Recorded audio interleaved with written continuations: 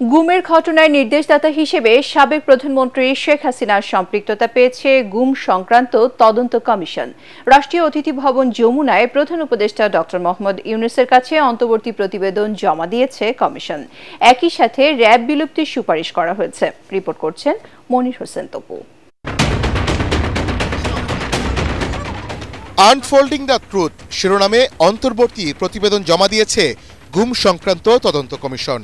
এ পর্যন্ত ১৬৭৬টি অভিযোগের মধ্যে ৭৫৮ জনের অভিযোগ যাচাই বাছাই করা হয়েছে।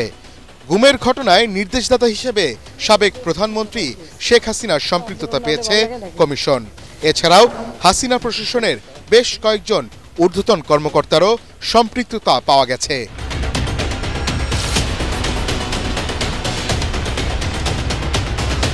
যাদের মধ্যে রয়েছেন সাবেক প্রতিরক্ষা বিষয়ক উপদেষ্টা অবসরপ্রাপ্ত major general Tariq Ahmed Siddique, national telecommunication monitoring centre এনটিএমসির সাবেক মহাপরিচালক মেজর জেনারেল জিয়াউল আহসান এবং পুলিশ কর্মকর্তা মনিরুল ইসলাম ও হারুনুর রশিদ। গুমের শিকার ব্যক্তিদের বিচারিক প্রক্রিয়া শুরু সহ কমিশন র্যাব বিলুপ্তির সুপারিশ করেছে।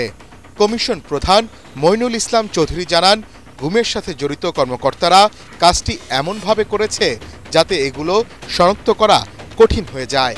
বিভিন্ন ফোর্স নিজেদের মধ্যে ভিকটিম বিনিময় এবং পরিকল্পনা বাস্তবায়ন করেছে বলেও জানান তিনি।